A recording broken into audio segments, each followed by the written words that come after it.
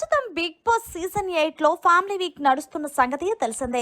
ఇందులో భాగంగా టేస్టీ తేజ వాళ్ళ అమ్మగారికి రావడానికి వీలు లేదంటూ హోస్ట్ నాగార్జున గారు తెలియజేసిన సంగతి తెలిసిందే. అయితే టేస్టీ తేజ చాలా ఎమోషనల్ అయిన సంగతి తెలిసిందే. ఇందులో భాగంగా బిగ్ బాస్ టీఆర్పీ కోసం మరి ఏం ప్రయత్నం చేశాడో తెలియలేదు కానీ ఎట్టకేలకు టేస్టీ తేజ వాళ్ళ అమ్మగారిని బిగ్ బాస్ హౌస్ లోకి పంపించారు.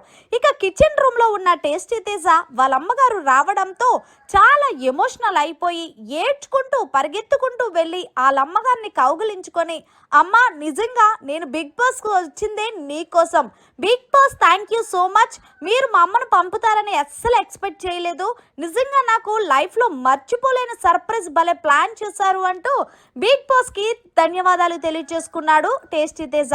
ఇక తర్వాత వాళ్ళ అమ్మగారిని తీసుకొని హౌస్ అంతా చూపించేశాడు చకచక. ఇక హౌస్ లో ఉన్న కంటెస్టెంట్స్ ని ఒక్కొక్కరిని పరిచయం చేస్తున్నారు.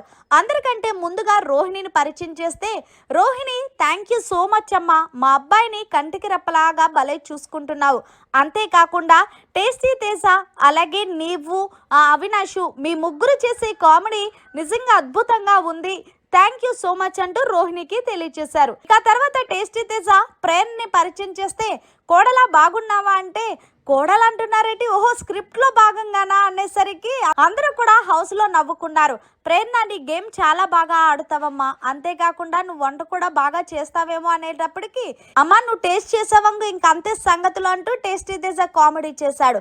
ఇక తర్వాత నిఖిల్ దగ్గరికి వెళ్ళి, అమ్మా నిఖిల్ మలిఖిల్ నేను తెలుసు కదంటే, బాబు నీ సీరియల్ కి నేను పెద్ద ఫ్యాను, నిజంగా నీ సీరియల్లో చాలా బాగా యాక్ట్ చేస్తావు, అంతేకాకుండా బిగ్ బాస్ హౌస్ లో నిజంగా చాలా బాగా గేమ్ ఆడుతున్నావు, నాకు ఇష్టమైన ప్లేయర్ నువ్వేనమ్మా, అలాగే నువ్వు ఈ సీజన్ విన్నర్ అవుతావని నేను ఆశిస్తున్నాను, అవ్వాలని కూడా కోరుకుంటున్నాను, ఎందుకంటే నా కొడుకు ఆట ఎంతో నా కొడుకు స్టామినా ఏంటో నాకు తెలుసు కాబట్టి నేను నా కొడుకు విన్నర్ అవుతారని అనుకుంటలేదు కానీ నువ్వే విన్నర్ అవ్వాలని మనస్ఫూర్తిగా కోరుకుంటున్నానంటూ టేస్టీ తేజాల అమ్మగారు మాట్లాడిన మాటలు కొంచెం అనుచితంగానే ఉన్నాయని చెప్పాలి.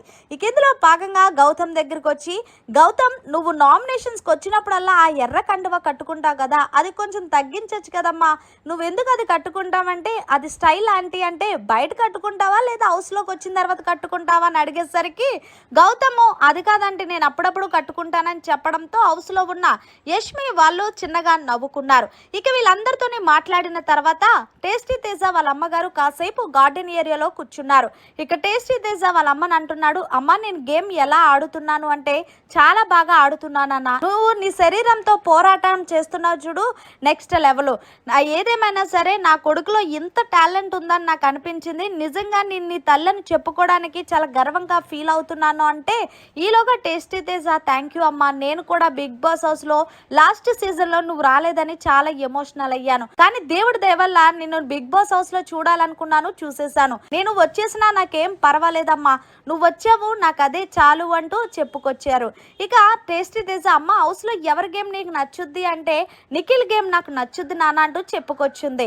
ఇలా మొత్తంగా హౌస్ లో ఉన్న కంటెస్టెంట్స్ ని అలాగే అందరినీ పలకరించిన తర్వాత బయటకు వచ్చేసారు టేస్టీ తేజ వాళ్ళ అమ్మగారు. మరి మొత్తానికి వాళ్ళ అమ్మగారు చేసిన మాటలు మీకు ఎలా అనిపించాయి అనేది కమెంట్ సెక్షన్ లో తెలియజేయండి. మరిన్ని లేటెస్ట్ అప్డేట్స్ కోసం చూస్తూనే ఉండండి మన ఛానల్.